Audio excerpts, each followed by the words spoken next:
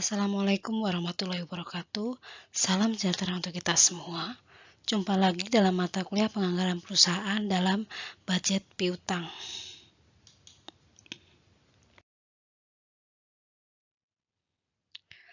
Perputaran piutang atau receivable turnover. Piutang sebagai unsur modal kerja dalam kondisi berputar, yaitu dari kas, proses komoditi, penjualan, piutang kembali ke kas. Makin cepat perputaran piutang, makin baik kondisi keuangan perusahaan. Perputaran piutang atau receivable turnover dapat disajikan dalam perhitungan di mana perputaran piutang sama dengan penjualan bersih dibagi dengan rata-rata piutang sama dengan berapa kali. Kemudian rata-rata pengumpulan piutang bisa didapat dari piutang awal tahun plus piutang akhir tahun dibagi dengan 2. Kemudian rata-rata pengumpulan piutang bisa dicari dengan 360 hari, ini jumlah hari dalam 1 tahun, dibagi dengan perputaran piutang sama dengan berapa kali.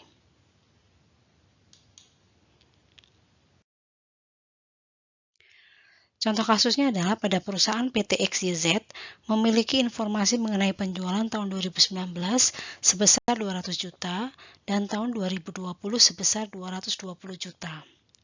Piutang awal tahun 2019 sebesar 50 juta dan akhir tahun sebesar 70 juta. Ini bisa dilihat di tabel di bawahnya. Dalam penjualan bersih tahun 2019 sebesar 200 juta, di tahun 2020 220 juta. Kemudian piutang awal tahun untuk tahun 2019 adalah 50 dan untuk tahun 2020 adalah sebesar 60 juta. Kemudian piutang akhir tahun 70 juta untuk tahun 2019 dan 40 juta untuk tahun 2020.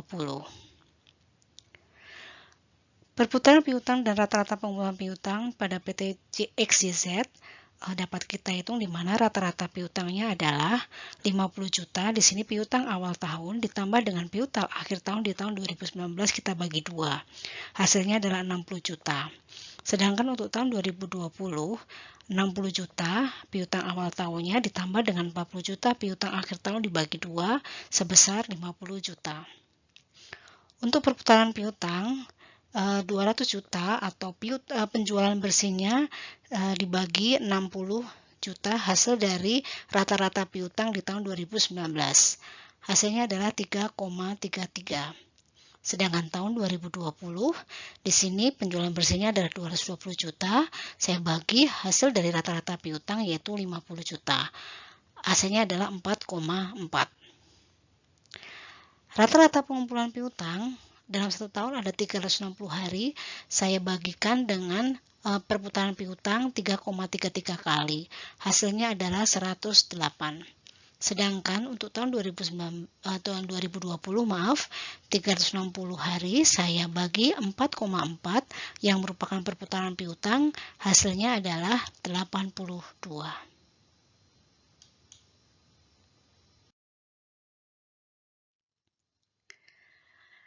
Rata-rata hari dari pengumpulan piutang dianggap penting karena semakin pendek hari pengumpulan piutang dianggap semakin baik bagi kas perusahaan. Pada tabel tadi dijelaskan bahwa rata-rata pengumpulan piutang tahun 2020 adalah 82 hari, di mana lebih baik dari tahun sebelumnya yaitu tahun 2019 sebanyak 108 hari. Perputaran piutang tahun 2020 lebih baik daripada tahun 2019 dikarenakan tingkat perputaran piutang yang lebih tinggi yaitu 4,4 kali. Kondisi perputaran piutang perusahaan berada pada kondisi lebih baik dibanding dengan tahun 2019 sebanyak 3,33 kali. Piutang tahun 2020 lebih rendah dibandingkan tahun 2019. Hari rata-rata pengumpulan piutang adalah sangat penting, makin lama makin buruk bagi kas perusahaan, karena investasi dalam piutang rendah dan sebaliknya.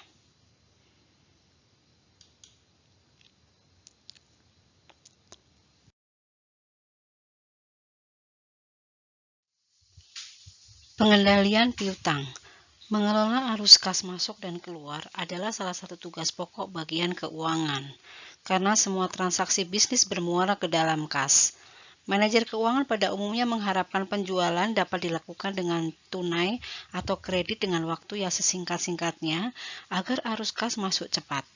Untuk mengelola keuangan perusahaan yang baik, manajer keuangan harus menyusun anggaran pengumpulan piutang yang akan digunakan untuk mengendalikan piutang. Makin panjang umur piutangnya, makin buruk kondisi perusahaan, karena makin lama piutang tersebut menjadi tunai. Menurut Darsono dan Purwanti, 2008.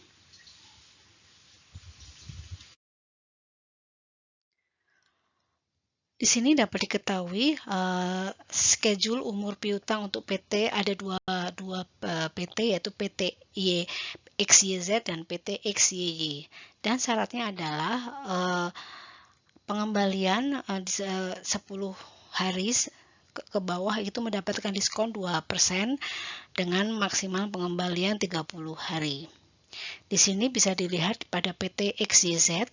Di sini umur piutang untuk sampai ke 10 hari, nilai piutangnya adalah 640, persentase dari total nilai piutangnya adalah 80%.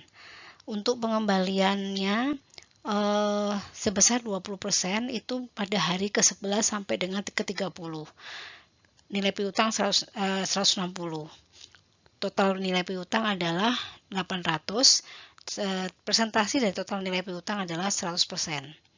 Nah, untuk PT XYY di sini pengembaliannya adalah tidak tepat waktu, di mana pengembalian di hari sampai dengan hari ke-10 itu hanya 50%, sedangkan sampai dengan 30 hari 20%. Sedangkan sisanya adalah 15% 10 di hari ke-31 sampai ke-45. Kemudian untuk 46 sampai 60 hari pengembaliannya nilai piutangnya adalah sebesar 10%, sebesar 80 juta. Nah, untuk di atas 60 hari ada 5%.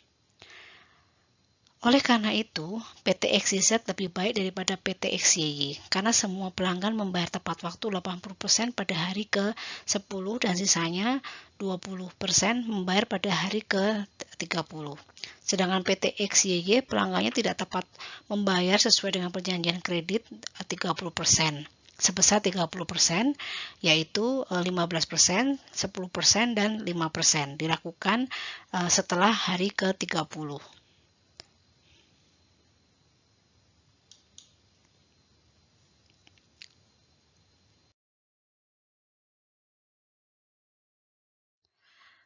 Kemudian yang terakhir adalah anggaran pengumpulan piutang. Misalnya PT XYZ merencanakan penjualan bulan Januari tahun 2020 adalah sebesar 200 juta, Februari 300 juta, dan Maret 400 juta.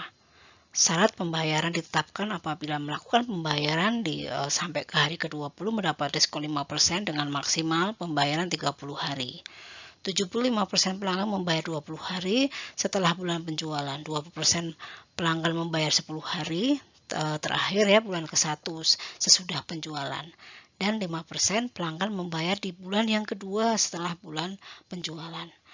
Nah, berdasarkan informasi tersebut dapat dibuat anggaran pengumpulan piutang. Rinciannya adalah sebagai berikut. Untuk bulan Februari, yang pertama, pengumpulan piutang bulan Februari 75% kali 200 juta sama dengan 150 juta.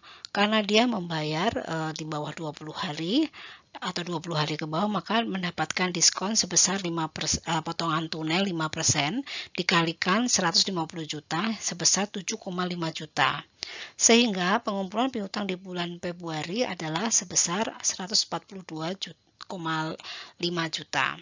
Nah, kemudian untuk yang kedua, 20% terkumpul dalam waktu 10 hari terakhir. Jadi, 20% dikalikan 200 juta, sama dengan 40 juta. Jadi, dalam bulan Februari, piutang terkumpul sebesar 142,5 juta ditambah 40 juta. Hasilnya adalah 182,5.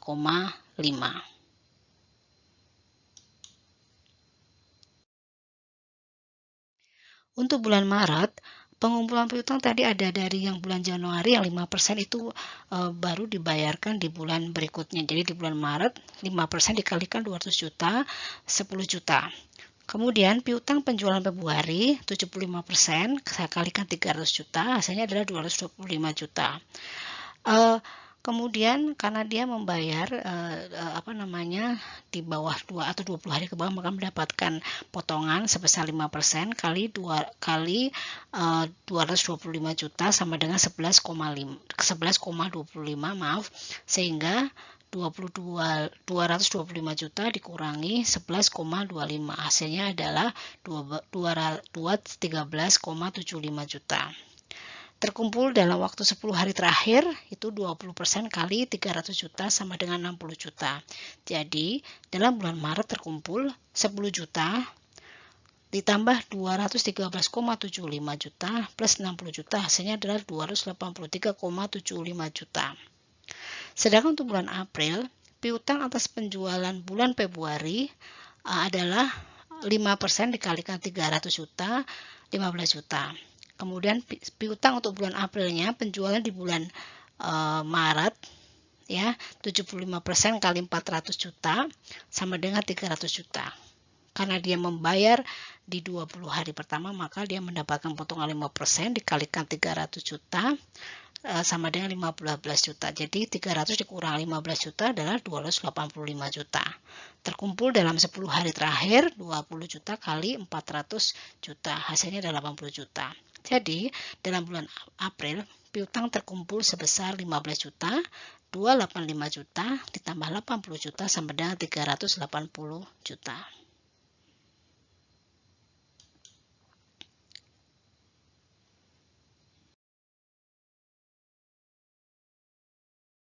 Kemudian untuk bulan Mei terdapat sisanya, yaitu piutang untuk penjualan bulan Maret sebesar 5% dikalikan 400 juta. Hasilnya adalah 20 juta.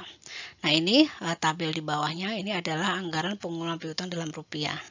Di bulan Januari nilai penjualan 200, di sini ada pembayaran 182,5, kemudian di bulan Maret ada pembayaran sisa dari bulan Februari sebesar 10, kemudian 10 juta, Februari 273,75, kalau saya tambahkan adalah sebesar 283,75. Nah, kemudian di bulan April ada sisa dari pembayaran di bulan Maret sebesar 15 juta, saya tambahkan pengumpulan piutang yang terkumpul di bulan Maret sebesar 365, jadi totalnya adalah 380. Sedangkan di bulan Mei ada sebesar 20 juta.